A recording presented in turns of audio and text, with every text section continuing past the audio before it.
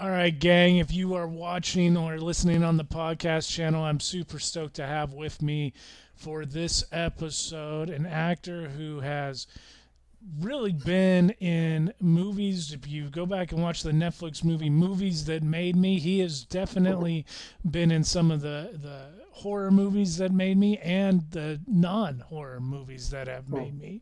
You can actually see him right now in the new Monster series on Netflix, the newest iteration of that series. And you can see him wherever you're streaming movies in a very cool movie from Dread um, called Dorothea, about a serial killer that lives 45 minutes away from where I do, so it really hit home. But Mr. Ezra Buzzington, how you doing, sir? I'm great. I'm happy to be here, and I'm thrilled to death to hear that you're 45 minutes away from Dorothea's house, Yeah, man. which is now apparently is now kind of, I've been told, kind of a touristy kind of attraction, maybe even an Airbnb, which is, it's cool. It's better than tearing it down.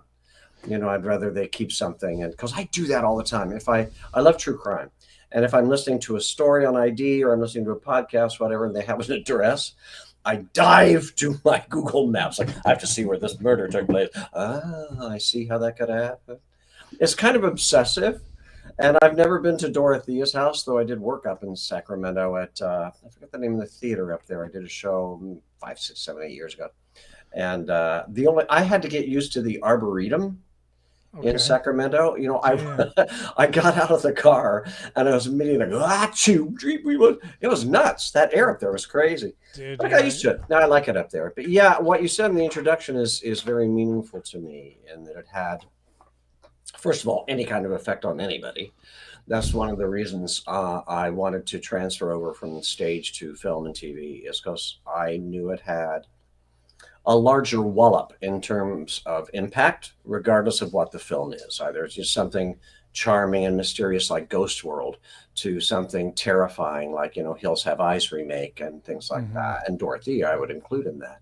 And that means a great deal to me. There's a sense of history for film and TV that one can only get so much out of in the theater. So thanks for saying that. It's nice. No, and it's sincere. The body of your work. If anybody looks up your filmography, like the movies that you've worked with and the directors that you have acted for. It is a very very solid list of professionals that you have gotten to cross paths with in your career. It's very cool, man. And It's true. You're looking at a very lucky actor, a lucky man, in that I don't know what it is that these particular names, and they're huge names, saw, but I'm really really glad they saw it, because the bragging rights go a very long way at the gym. the thing that you mentioned off the top that I didn't know, but I totally relate to, is you came from theater Yeah, first. stage. Yeah. What were you doing in theater? Were you doing dramatic, comedic? What was your specialty? Well, Would it's you say? interesting. Going back a little further, my grandfather, where my namesake Ezra Buzzington is the name I took from his stage name, Mm. from vaudeville. He was in vaudeville for years, and he toured the Midwest primarily. Though I also have a picture somewhere around here of his name on the marquee of the Pantages Theater downtown Los Angeles, misspelled, of course, because that's the curse of my family, I think. Yeah. But anyway, so there was a performing background in my family. My brilliant mother was also an actress and a writer and a poet and instructor, and so I was sort of born into the world without choosing to join the world. Okay. And because it was discovered pretty early that I have a very nice natural singing voice, it's sort of a lyric baritone now, it was a tenor. She decided to dress me up and put me on stage to audition badly for Muncie Civic Theater in Muncie, Indiana's production of The Music Man. And so I Oh wow. auditioned. I completely tanked. It's funny, I've recently written a series of essays for a memoir. And I talk about that audition in great detail. It was absolutely terrifying. I didn't know what I was doing. I was horrified, but I was convinced I got the role because mom said I would. She was wrong. But That it started at age 9, basically, and because I could sing, I found myself working a lot in the musical theater, which was great. I mean, it was fun people, and I liked being on stage. It wasn't a drive for me, but it seemed something that made people happy. So I did it. I don't care. It's fun. It's a weird world. I loved it in many ways. But Mhm. then, honestly, when I moved to New York City, Chicago actually at first at 17, then New York City around 2021. I started to discover at my auditions, I thought, oh my God, all I can know is musical theater. Mm. And musical theater is great, but it has a very specific style. Broad, big, huge, gigantic. Mhm. Sing to the very last row, Mhm. of a huge theater. Whereas theater is a drama, for example, or comedy for that matter. It just plays a different vibe. And I hadn't really trained that vibe. I mean, I went to Ball State University for 1 year till I discovered that nobody knew what they were talking about, and I split and moved to New York. But and that's the problem of being the child of two instructors at Ball State University. They bring all those stories home, so all your professors are drunks you've known prior to your house.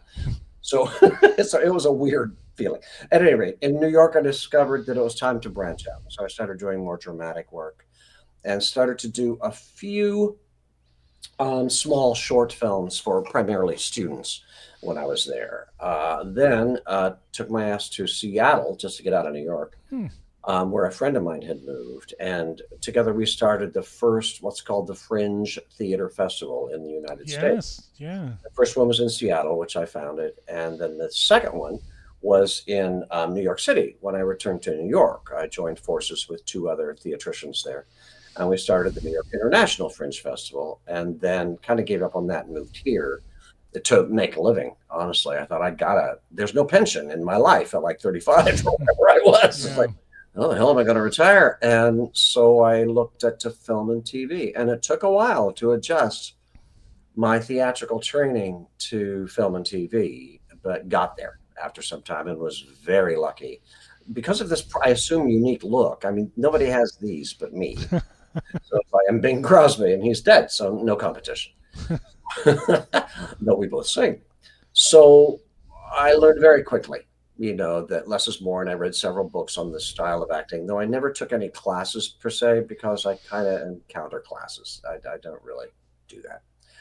People are rewarded by going to classes. I'm not one of them. So yeah, out of that, I just kind of started moving on, and we approached it. My business partner and I approached it as a real business. Mm. In that, I would meet a casting director out socially or at some audition, and I would make notes as to what that person said, what was done, blah blah blah. So then, when I saw that there was something they were casting, I could literally write them and say, "Hey, we met at blah blah blah, and how about we blah blah blah," and they'll have me in more often than not. And I'd say 60% of the time I booked the gig, which was great. So the majority of actors in Los Angeles, the majority, not all, but the majority, don't know how to approach the business end of Mm. our industry. And I was very lucky in having a very good business mind because I don't think of it that way either. And I do now, but I didn't then. Someone who did look at it that way, working in tandem with me. So we managed to find good work. Very lucky, very lucky. That's awesome, man. Did that answer your question, by the way? Which I'm not. No, no, it definitely did. It just it really is cool listening to you describe the transition because my first, through, childhood, elementary school through first bout of college, I was in a theater department, and it wasn't until I wasn't, you know, until 2021 that I decided to transition into film as well. And even at that, smaller theater scale, the transition, like you mentioned, of doing it in front of like a live audience to doing it in front of a crew and not having that instant like gratification of a laugh or of applause over a song or Confirmation. whatever. Yeah. Right. Yeah. It tripped me out. So I can imagine at the scale you were doing it that it had to have tripped you out. It's so incredibly different, but I have to tell you, and I would recommend this to anyone who's thinking about going into film and TV as a performer, you have to read Michael Caine's book, on, I forget what it's called, but it's like Michael Caine on acting or something like that. He Hmm. also has a video that's attached to it. Don't watch that. That's garbage. But read the book. It's amazing the tips that he has, and some of them are so basic. One is being, which I don't really pay attention to this one because it doesn't matter as much for the kind of roles I would play.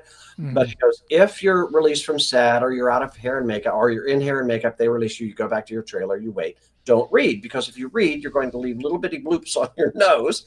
And so, okay, well, that's a technical thing. That's interesting. But the main, and makes sense for people who play roles like he played when he was Mm. younger, for character actors, you can get away with fucking almost anything. But the best advice I got out of that book was how he compared theater acting, stage acting, to film and or TV. He said with stage acting, you're a Klieg light. You're a gigantic Klieg light, like at a premiere. You're sending it so far out there. And we can do that. It's just physics. You can just send that energy out there and people feel it. In film and TV, you're a laser. Mm. You're a laser light. Yeah. If you get any bigger than that, it's not going to work, certainly not in the same way, and probably not for the project. Jack Lemmon, there's a great old story. I don't know if you know it. Jack Lemmon was a well known stage actor, and they brought him to Hollywood in, I don't know, the 40s, 50s, something like that. And the first film he was in, he was working with a huge director like Otto Preminger or somebody, and Billy Wilder or somebody. And after every take, the director would look at him and say, Jack, less. Jack, less, less, less, less. Mm. After like 10 takes, Lemon blows up, the story goes, and he goes, Jesus fucking Christ, if I do less, I'll be doing nothing. And the director's like, exactly. That's what I want. Do nothing. Because the camera, no matter what it is, digital or organic, it literally picks up a person's aura, the energy of what it is they're doing, as opposed to the thing that they're feeling inside and promoting and all of that, which is legit and fine, but Right. it's secondary to what in my opinion, to what the camera sees. It simply cannot lie. You can lie on stage, completely lie. Yeah. Can't do that on film. Every time I've tried, it looks awful. So it's like, it's just different medium. And if an actor can master that and repeat that and play within those confines, that those strictures of the acting technique, they'll glow. It's like poetry in a way. I learned Mm. this from my mother, who taught poetry for years. It's like poetry without form is chaos. One needs, for example, Shakespeare. Da da da da da da da da da ba da ba da ba da ba da ba da. You don't waver from that, and that creates freedom within it in choice of words and syntax and syllables and what have you. Does that make sense? No, it Because does. you can't break out from it, or you'll be breaking the stricture of the poem. And that applies to the acting for film and television as well. Do you think that that's because, like, with that, it's right there, it's on you, versus a theater, the audience may not necessarily realize or notice that kind of a thing being further away from you, where movies, you're in it, you are right there, with you. Oh yeah, television as well. I was given really good advice. I forget from whom, long time ago, because I can play many different things, but I'm often called in for bad guys or creepy guys or what the hell ever, and I'm good with whatever. It's a job's a job. But I was told very early on, with stage, of course, you could be Dracula, you could be huge and gigantic and blah and what the hell ever, because there's a distance. Yeah. With film, you're in the same room as these people, a very small room, and it affects them more viscerally on screen, on a large screen. On TV, really different. They're inviting you into their home, Yeah. literally. So even if your character is really scary and creepy, it has to be scary and creepy, but not so scary and creepy that they'll turn it off because they're that scared in their home. Hmm. I thought, well, that's really interesting to me. I can see how that would apply. Just logically, I can see how that would make sense when I watch TV. It's like I can only watch so much until something makes me uncomfortable in my place of living. And that's a very different vibe than in a movie theater or certainly on a stage. It's interesting that you say the inviting you into your home, Literally. that intimacy, is when Dread Central sent me the screener to watch Dorothea to get ready for this interview.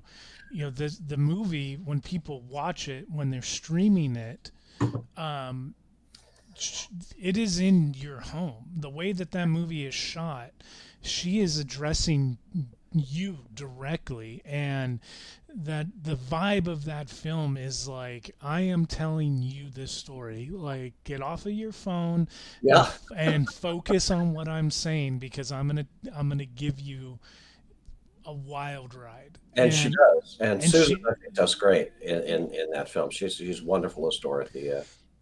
the fact that you did Dorothea and Monster, hit our eyeballs, just a few weeks before Dorothea releasing. I think Dorothea actually releases upon the recording of this today. I Um, thought it was Halloween, but that's what Susan kept saying, so I don't really know. But okay, however, it's this week yeah, sometime. yeah, and so, but those are two like pretty gnarly true crime stories, to say the least. Like, Yeah, I know.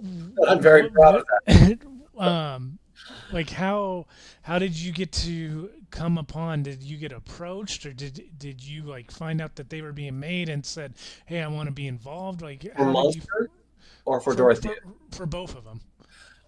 For Monster, no, they approached me. It was call came from my agent, said, "Hey, they would like you to do Monster," and blah blah blah. I said, "Sure, I'm happy to." Ryan Murphy world, I'm in. Yeah. It's certainly good, legit work. And it was so funny because I'd read a couple days before, I think, that Charlie Hunnam was going to be playing Ed Gein, and I thought, "Oh, come the fuck! Are you fucking kidding me?" Charlie Hunnam? I'm closer to Ed Gein. I'm just like in my home, like screaming and ranting. Not that I would ever, I'm not the level of Charlie, so it's not like I would often. Hey, Ezra, you want to play Ed Gein for a major? That's not going to happen, though it should. But well, I met him, and he's first of all, he's just one of the greatest people on the planet. He was so sweet and good and gentle and nice. But then in our scene, and some of that dialogue was cut, unfortunately, because Charlie had a lot more lines in that particular scene. For whatever reason, I assume for time, Max Winkler had to cut it down.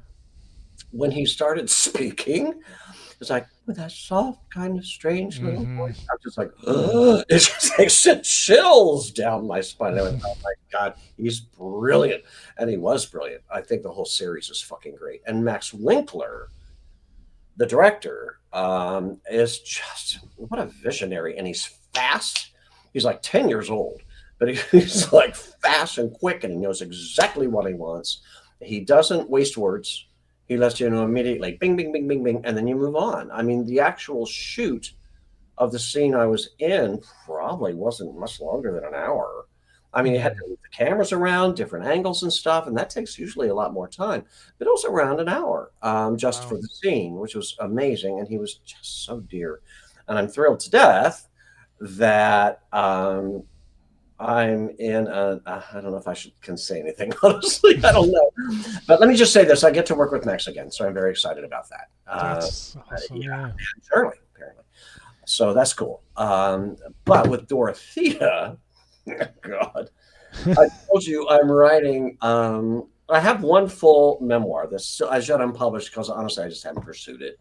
It's like, I should, but I don't want to do Amazon, so whatever, blah, blah, blah. It was written mostly for my family. It's about growing up in Indiana and white trash and then transferring over to associate professor of English land when my mother remarried. I got best of both worlds and kind of worst of both worlds in many ways too. But at any rate, I'm working on my second one now, which is a series of comedic essays, basically about working various jobs that I've worked over the past, X number of years. It's called "You Don't Have the Gig Until Wardrobe Calls," which is Mm. the truth because you don't. Your agent can tell you, a director can call you, you don't have it unless wardrobe takes your sizes. So when that happens, relax your shoulders, you got the gig. And that's true for every actor. But Chad Farron, I've known now for a number of years, and maybe 2 weeks ago, I think I wrote my Chad Farron essay, and it opens with, "There's a madman on the loose in Los Angeles, and his name is Chad Farron." Because did what I think might have been at least one of, if not the first film that Chad did, was just someone's knocking at the door. I was invited to meet him, and in LA, you always take the meeting no matter who it is, always. So I took the meeting with Chad. I forget who arranged it. I think someone I'd worked with before, a friend of his or something. I don't recall that, but I met Chad. He's sitting back at this crappy ass industrial office, his feet up on the desk, his arms kind of back like this, and he's looking at me. Just kind of up and down like that. I couldn't tell if he was flirting or considering casting. It was hilarious. And I said, "So here's the thing, Chad. What's this movie about?" And he goes, "Do you really care?" I went, "Well, kinda. What's my part?" He said, "You're a demon with hell with a 2-foot cock who gang rapes people to death." I looked at him and I said, "Okay, Mr. Waters, I will do your film." 'Cause I view Chad Farron as the John, because cheap, cheap, cheap shit. That early stuff was super cheap and fun, though. I view Chad as the John Waters of the horror genre. I really, really do. He tends to work over and over again with the same people. Mm. He just doesn't care what other people are thinking. And I admire that because I care too much. I just admire it so much. On the last set we shot, which was actually his next one called Sunset Strip Killers, I play a sadly small part of that because I turned down a big part for a conflict, and then they recast it, and then I said I'm free, and I got a small Mm. part. I'll do anything with Chad. And so when he called about Dorothea, I can't remember if that was the original part I was offered, the handyman, or something else. Honestly, I don't recall. But as I told him, I said, "Buddy, I would walk over broken glass to work with you because you're a madman, and there aren't enough of those. And I don't care if the film gets released. I don't care if it's any good. You're just fun people who I admire." And it's true. They all are. I mean, his entire team.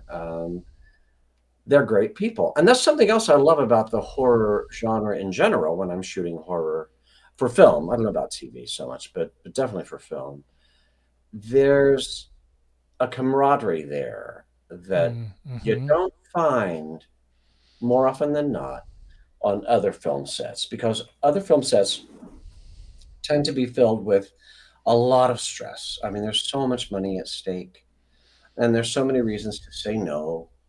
And Sure. it's less, in my view, or no, I shouldn't say less. It's creative in a different way on major films than it is on indie films, first of all, and then specifically horror films, because everybody's rowing in the same direction on a horror.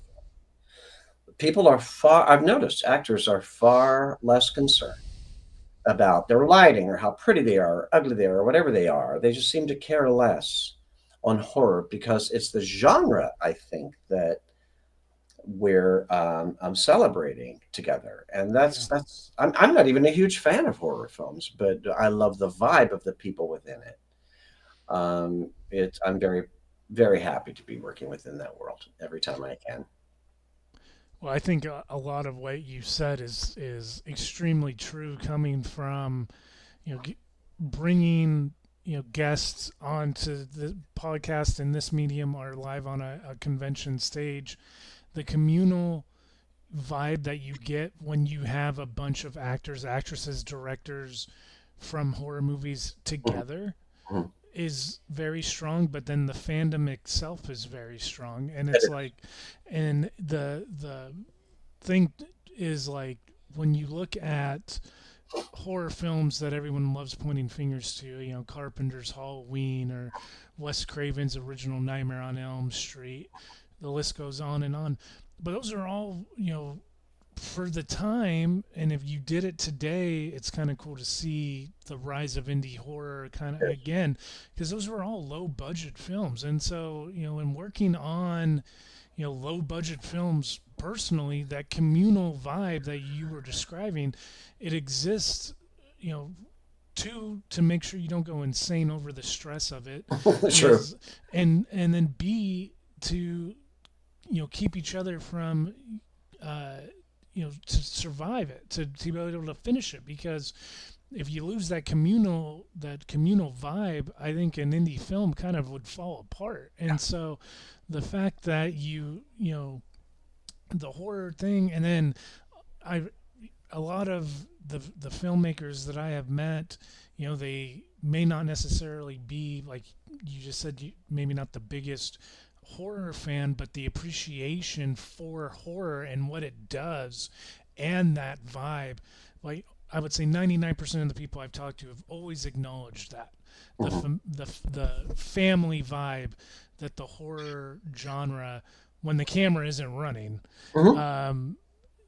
produces, and it is really cool because you could have Kane Hodder decapitating and eviscerating people, but when you see him not on set, he's one of the nicest like dudes that you'll ever meet, type of a thing, and that reigns true for most. And it's just a giant circle of Really, every really. everybody's cool that the fans watch, and then the fans are cool back to each other because they all enjoy watching it. It is a really cool thing to see. When I was doing horror conventions for like, I guess maybe 2.5, 3 years after Hills Have Eyes and Mirrors and Halloween 2, I guess it was, came out. And I saw that immediately. The people who appreciate the genre are there out of a deep-seated love of the genre and respect for the genre and admiration of the people attached to it. And depending on what state you're in, it feels sometimes as if they're just brushing up against a kind of greatness that they just really are in awe of, which I was so appreciative of that. And someone once said to me, that I'd worked also a couple sci-fi cons. I forget why. I ended Mm, up there. And one of the other people I was with who had also done horror said the difference between these two cons, horror or sci-fi, is with horror, they know it's fake. mm. With sci-fi, I don't know that they do. It's a little truer than it actually is. And that Yeah, vibe is really, really different. I mean, they're both good. It's just that they're incredibly different. And the familial aspects of the horror genre really is something not to be discounted for for Chad's next film, where I couldn't play the larger role because of a family emergency conflict, which got resolved. So I called Chad and said, "Hey, I can do that now if you haven't cast it." But he cast it, so it sucked because it was a singing role. I would love that. But he said, "Hey, I got this other tiny little thing," because Tiffany Shepis had okay. to pull out, and Tiffany's a friend of mine, and Tiffany had to pull out. Would you be willing to do like, I don't know, 5 lines or something as a detective? I said yes, on one condition. He says, "What?" That I am. You changed my name from Detective whatever the hell it was, Watkins or something, to Detective T. Shepis. Hmm. That's what it is now on IMDb Pro, and I'm really, really proud of that. That was a nod to my dear love, Tiffany. I love her so much. And yeah, but the world is its own vibe. I mean, it's like theater in a lot of ways. It's just its own, not cult, wrong word, collection of individuals who are all celebrating the same things, Sure, which is like sure. really, really nice to be around when on a large set, a studio set or what have you set, Fableman's being one example, you have hundreds of people who Yeah. are there for a completely different reason. Well, no, actually, they all have the same reason. They're just there for themselves. Mm, And it's like that's a very, very different vibe than everybody rowing together in the same boat. Fableman's was fine.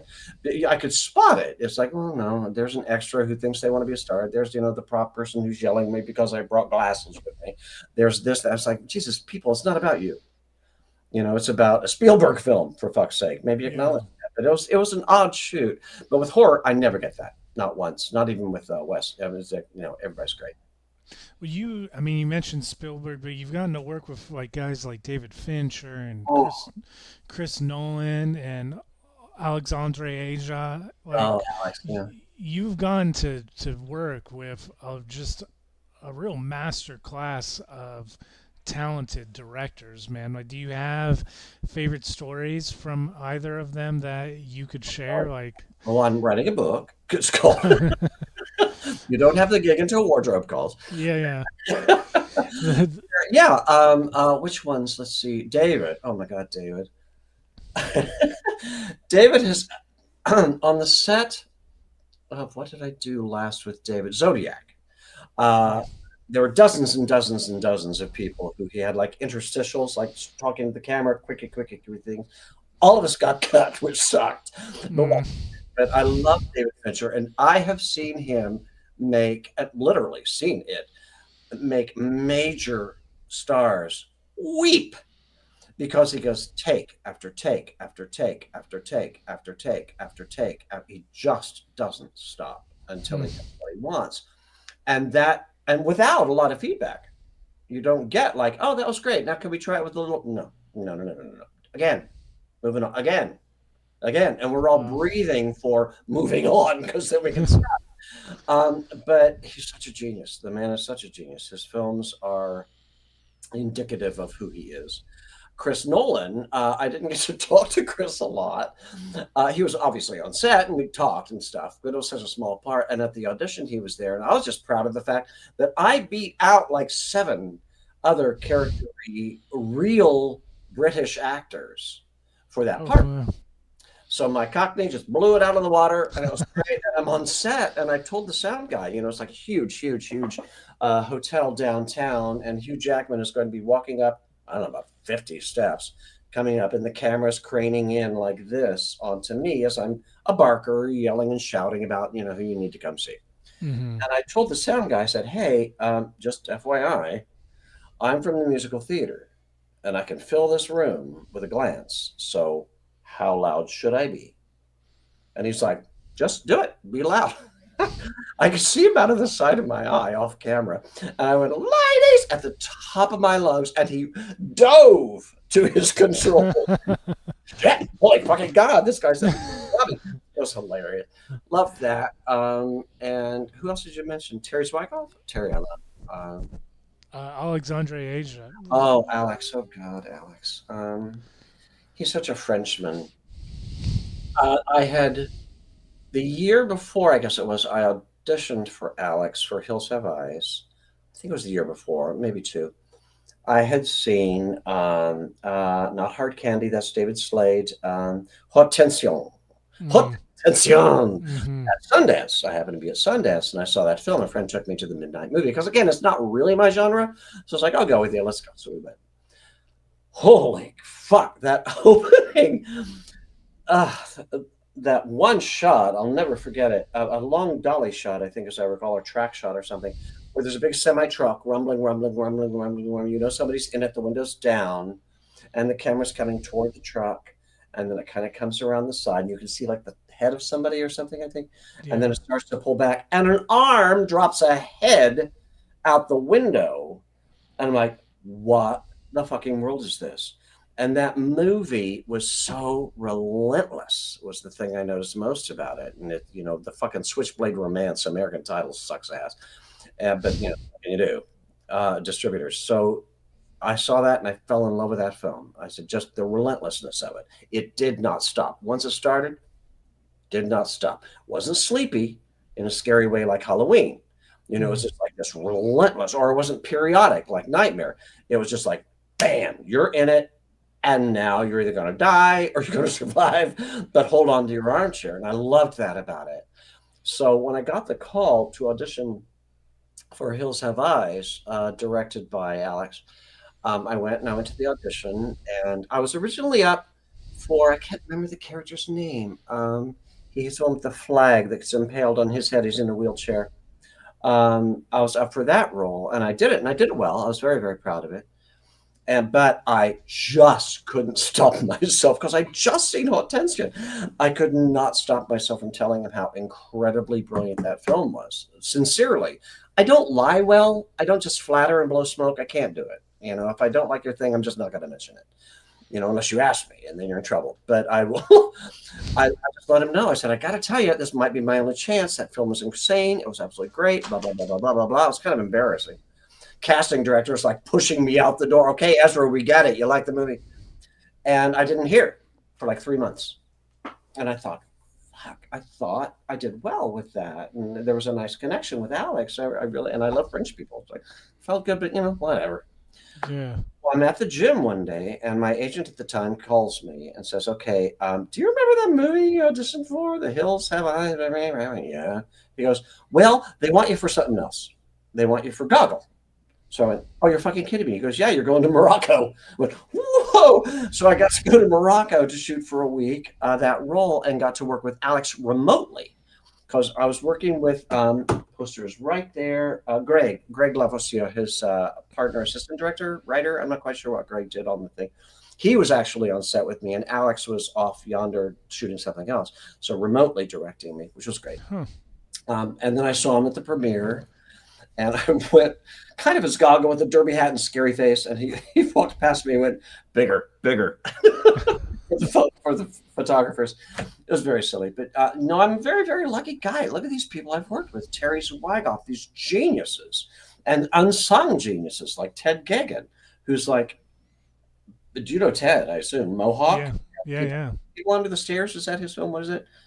We Still Live Here. I can't think of it. We're still here. We're still here. We're still here. Yeah. God, he's a brilliant director. And now Max Winkler. These people and Chad Farron are so. Well, I'm just lucky. That's all. Well, that's one of the questions I had down for you because you've done. I mean, I talked to you about Hills Have Eyes. I've been lucky enough. I've gotten to interview Michael a couple times, and I've interviewed Vanessa. Uh, and Oh, I love her. no, she's. We were laughing about it because she was billed to come to the convention mostly for Hocus Pocus, Oh, sure. and she was like, I didn't realize when I showed up anticipating Hocus Pocus that so many people would be like Hills Have Eyes, Yeah.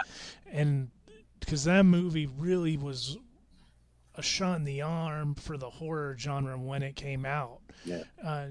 2006, you had Scream kind of came out right at the millennium, and that was a huge shot in the arm, and then the wave kind of crested, and then Hills Have Eyes, and then here comes all these other Eli Roth and everything, like it just started to hit right around that timeline. And horror really is like watching the ocean, these waves. And right now you're naming the guys, the unsung directors that are coming out with these projects. But right now the wave definitely feels like to me like these unsung, or I would say independent horror creators. They're getting their shot, and they're getting Yeah. they're getting exposure, and it's really cool to see. The reason they're getting their shot and they're getting their exposure too is a direct result of box office. I mean, it's like the fact that horror, first of all, is less expensive to make, to shoot for the most part, Hmm. and it's delivering like a son of a bitch. And people in charge, distributors at all, excuse me, have to look at that and say, "Oh, wait a minute, maybe this rom-com with Reese Witherspoon isn't the best way to," you know what I'm saying? I love Reese Yeah, Witherspoon.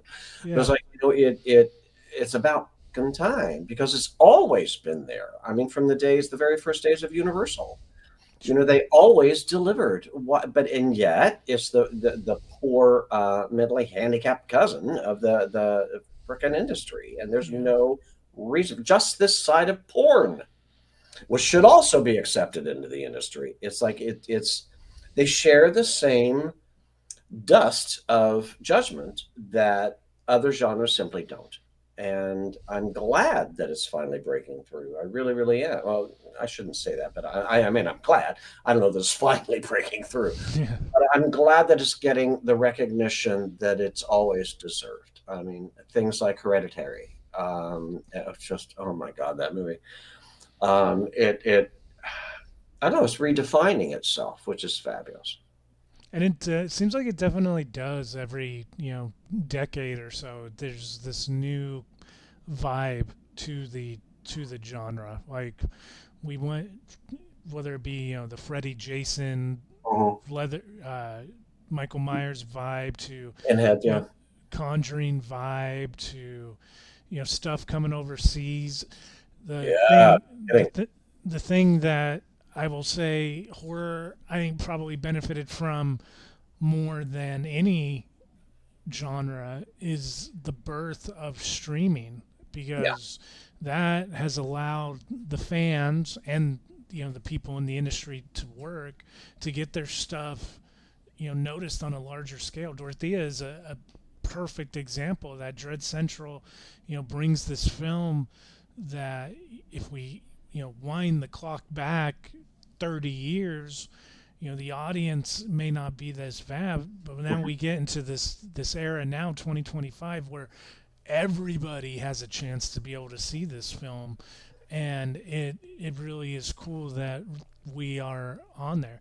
And that's not knocking any other genre of film, because there's definitely good genre streaming films of all kinds, but the horror really took that streaming ball, and ran with it. It really has, luckily, and I think that's wise, because it's probably about the only good thing about streaming, in my opinion. I'm a theatrical guy, but something else that horror, I think, has always had going against it is, within its own genre, it has several subgenres. Several. Yeah. So, I mean, we can't compare, like, I don't know what, The Haunting with Julie Harris, Yeah. based on Shirley Jackson's short story or book, to Freddy, or even Hereditary, for that matter, though it comes Sure. closer. You know what I'm saying? So I prefer psychological horror, a supernatural horror, as opposed to gushing horror. I'm not a big fan of that. I get it, and I've done it. I mean, in Dorothea, I told Chad, I was fucking blowing red snot for 2 weeks after that goddamn scene where I'm getting buried alive and puking up fake blood. It's like, Jesus Christ. It was awful, because it went up inside my nose, and that was kind of my fault, because I was lying down, but I hadn't blocked it appropriately. It was like the fifth take. Then I hadn't blocked, the passage clearly. Yes. I was like, oh, fuck. And I stood up and covered in dirt and blood and gross. I said, that's it. I'm done. But yeah, I was literally doing that. But that's not something that appeals all that much to me, partly because I know how it's being done. Mm-hmm. So it doesn't have the same effect. And also, so much of it, I find just too gratuitous for me. I think Halloween, the original Halloween, walked that line beautifully for me. In terms of the gore and the terror and the murders, and its slow pace, versus any kind of gratuitous, oh, I'm just running through, and now my top flies off, and now I fall, and I'm the last girl, and I'm dead. It's like, I get it. But it's just not as much to my taste as more the psychological horror thing, or ghosts, things of that nature. Did you ever see, it's called Ghost, isn't it? No, not Ghost. What's the one where there's literally a ghost in a sheet standing in the house watching the goings on of the house? It was a little indie film. Oh, God. What was it? Ghost Story? Was it Ghost Story? Ghost Story, I think, yeah. I loved that film. Yeah. It wasn't scary, but it was like really, it was unique. I mean, its take was incredibly unique. I just loved it. But again, yeah, that's another thing we have going against us. It's like, oh, you're doing horror. That means you're covered in blood all the time, and you're stabbing beautiful women with bare breasts, and no, it's not. Doesn't mean that. So shut up. And it's a ghetto.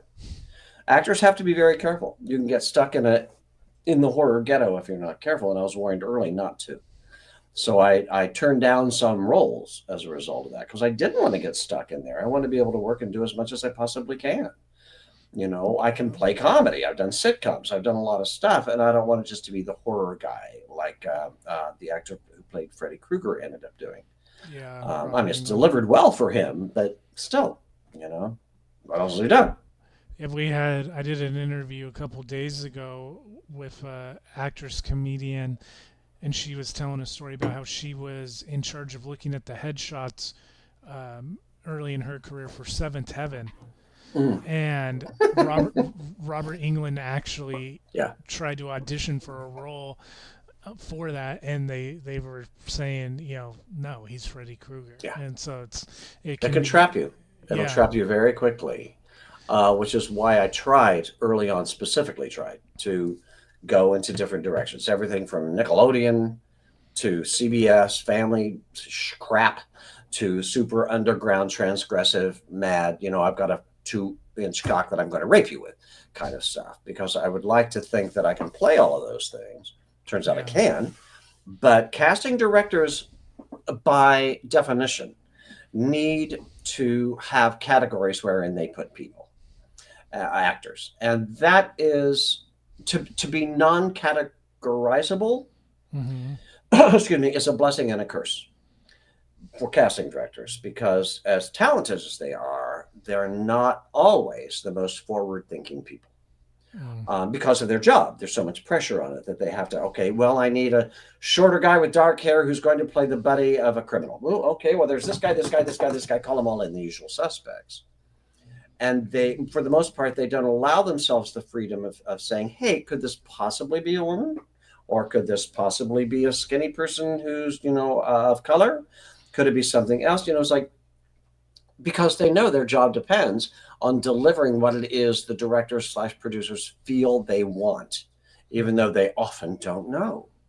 So everybody in this business, for the most part, is operating under the paradigm of not knowing when to say yes and being afraid of saying yes or asserting themselves as any way, especially these days when the industry is crumbling around them. It's very, very risky to take a chance. Very risky. But every single freaking time you do, in film at least, it pays off. There's this wonderful podcast I've been listening to for the last year or so called What Went Wrong. Are you familiar with it? Mm-mm. Highly recommend it. They analyze very deeply films over the course of like an hour and a half. Films that have been made, when they were made, why they were made, how they got made, what it was when they were making it, and what happened after distribution. And it's just really a wonderful take on the entire industry. I highly recommend it. In fact, they were just talking about Halloween this last week because of Halloween. And they were talking about how low the budget was and how everybody was so unified because the budget was so small. Yeah. They would sit on the floor and eat, instead of being catered. You know, it's like, it's a really, really, really good podcast. I highly recommend it. I'll definitely have to check that out. That sounds cool. Yeah. So I forget what we were talking about, but there we have it. Yeah, man. The last one that I had for you, I had to ask you about it just because when the movie came out, Dorothea? What Dorothea? Well, not Dorothea is a great movie, but you were in another movie that way back, a while back, that when I started the interview, I was talking about how you were in some of the movies that made me just a deeper fan of cinema. Mm-hmm. I evolved through high school and into college a huge Chuck Palahniuk fan. Oh my God! I'm like, I've read his whole collection cover to cover multiple times, like every book that came out. He's amazing.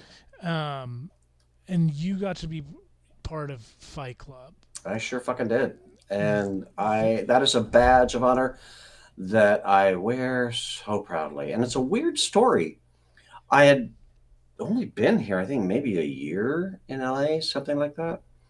And my business partner has a very dear friend he went to Brown with named Mary Mazako, who used to work in the Bay Area for a newspaper. Now, of course, I can't remember what it was, but she would review books. And she sent him a very slim volume, a book called Fight Club. And so, okay, so I'll read it.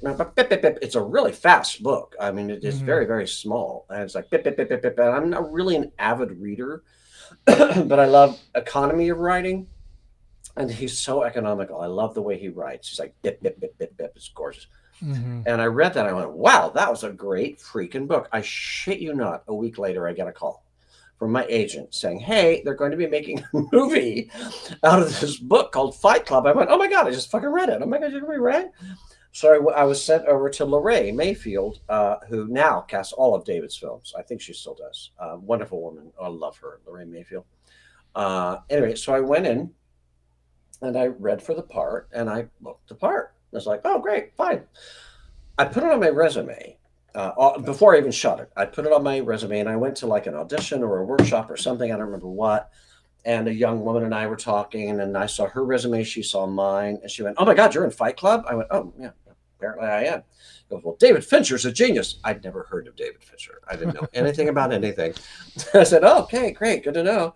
So it's like the fact that I got to, I also embarrassed myself horribly on that set, but the fact that I got to work so specifically, because when I say specifically, I mean when I put my hand on from the exterior of a car onto a particular mark on the car when Tim Desarn and I are looking into the car and we're commenting on who died in it and blah blah whatever the lines are. If I missed that mark by a hair's breadth, it would be cut. Go again. Wow. And as luck would have it, I'm really good at hitting marks because I happen to be not very visually enabled in this eye. I had an accident as a kid. So when I was a waiter, I learned to hit marks with no depth perception. So as a result, I'm just like, bam, every time, bam, bam, hit them. I was so proud of that fact.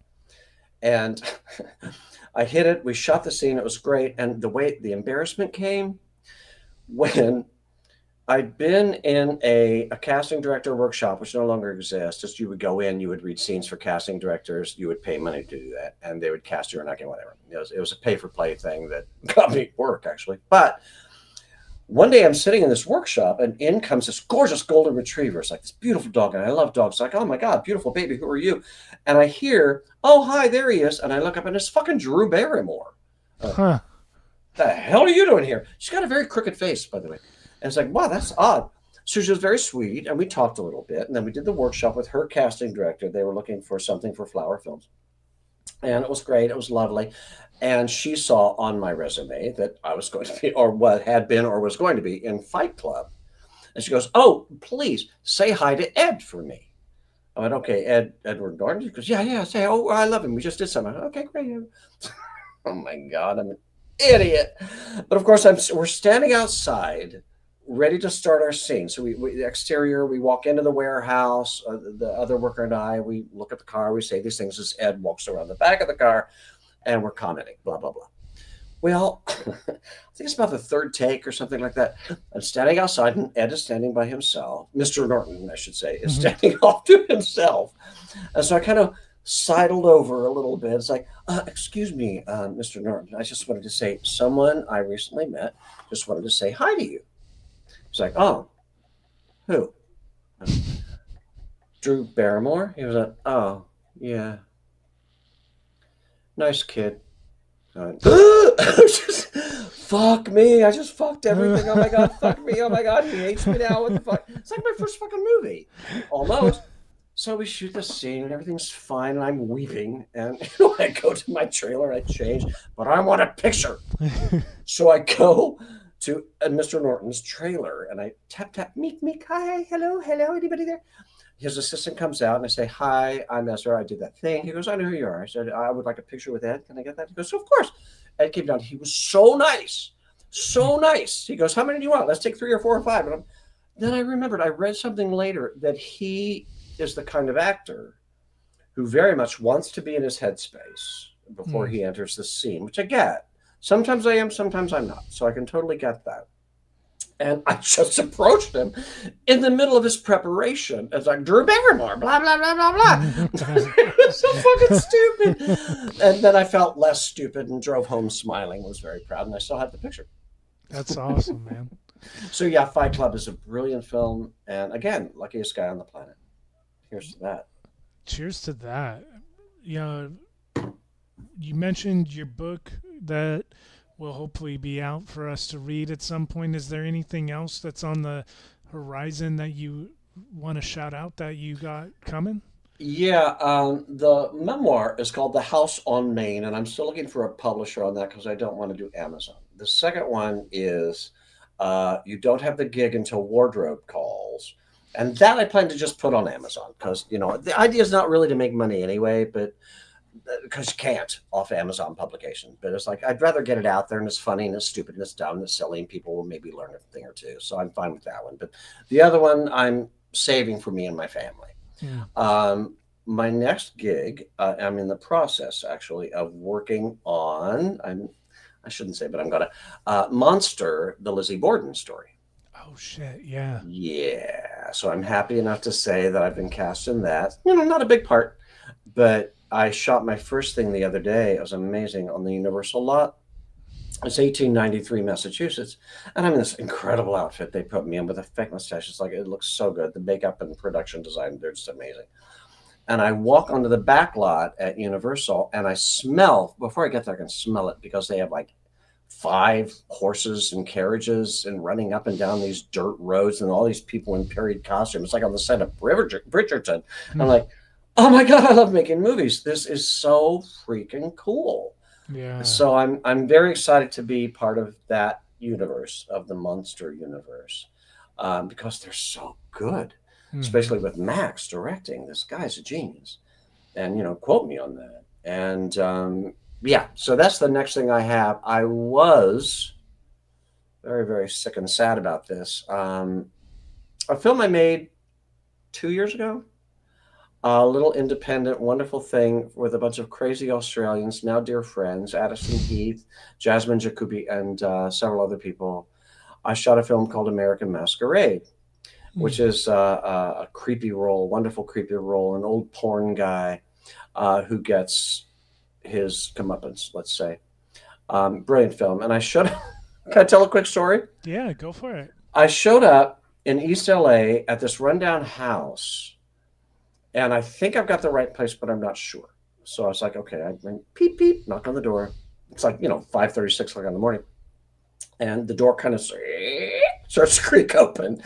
So I kind of peek around the corner, and all I see are several bodies, most of whom have their feet sticking out of sleeping bags, filthy, dirty feet. So I was like, oh, I'm so in the right place. I said, hi, I'm Ezra. I'm here. Are we making a movie?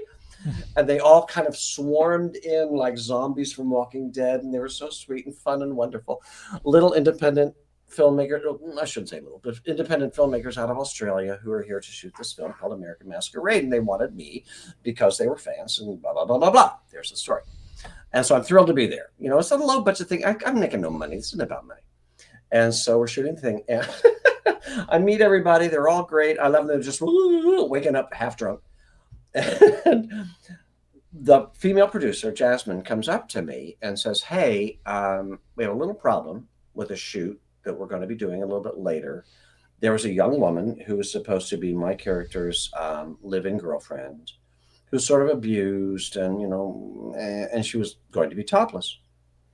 And it turned out that day, the young woman had called, or her management had called and said she's not going to do it. She doesn't want to do topless. It's like, oh, fuck you. So now these poor guys who know nobody in Los Angeles, they're here in fucking from Australia. Who do they know? Yeah. And so I immediately start scrolling through my phone, and I call like 5 brilliant female actors I know. None of them are available that day. It was literally like in 2 hours. Yeah. And I keep scrolling and I keep scrolling. I went, oh, huh. So I went, the producers are confabbing out in the backyard and about to burst into tears. Excuse me, I'm sorry. And I tell them, or ask them, I said, hey, quick question. What? I said, does it have to be a woman, this role? And they kind of looked at each other and went, well, no, I guess not. Why? I said, well, have you heard of a personality, a performer called Love Connie? And their eyes lit up and their faces brightened. And they said, oh my God, we fucking love Connie. Do you know her? Now, for those who don't know, Love Connie is a hilariously funny actor named John Cantwell, who has this act. It's sort of, it used to be called like gender fuck drag. So he got very heavy chest, beard half the time, ugly ass, Toys R Us wig, and silly outfits. And he does this sort of performance of the old school variety show, blonde, pretty Joey Heatherton type thing. And it's just the weirdest, most incongruous act in the world. And I love it. He plays periodically here in town at Akbar. And I've known him for years. And he did Fringe, and we've known each other for a long time. And they fell in love with the idea. So I called John right away. I said, hey, what are you doing today? I want to make a couple $100. He's like, where am I going? So we met him downtown, and Love Connie, John, ended up playing that part. Well, they shot the film. It's a really good film. A little long, but it's really good. And they go back to Australia, and they contact me later, like maybe 5 months ago, with a new script they have called Grand Finale. It was going to be shot in New York. And it's featuring who? Love Connie as the lead. So I'm like, oh, what's my part? And I was supposed to be playing a stalker sort of serial killer guy who is following Love Connie around New York City, which is fabulous. So much fun. Well, the schedule to Monster, they need me for like 6 different days, even though it's really kind of a small part. And they fall dead conflict with the shoot in New York. And I just cannot turn Monster down. Yeah. And I'm so sad about it. I just broke the news to Addison and Jasmine yesterday, basically, that they got to find somebody else. So I sent a list of recommendations, and they'll be fine. They'll be fine. But I hate that I had to bag out on that because my loyalties are to independent film, especially upstarts. And it just, but I got to fix my teeth. You do what you do. Yeah. Anyway, so that's that story. It's really silly. Yeah. Now I forget the question. What was the question? No, I mean, just what do you have coming up next? You definitely answered that. So Monster. Yeah. But not grand finale, sadly, in New York. Unfortunately, my loss. I guarantee you it's my loss. Well, Ezra, man, I could talk to you, again and again, and hopefully you will come back and share more stories. I'd love to. Yeah, it'd be a lot of fun. Have me at your convention, man. I got nothing. Yeah, no, definitely. I definitely will take that message and pass it along to the powers that be. Put me between Vanessa Shaw and Tiffany Shepis. There you go. We'll have a time.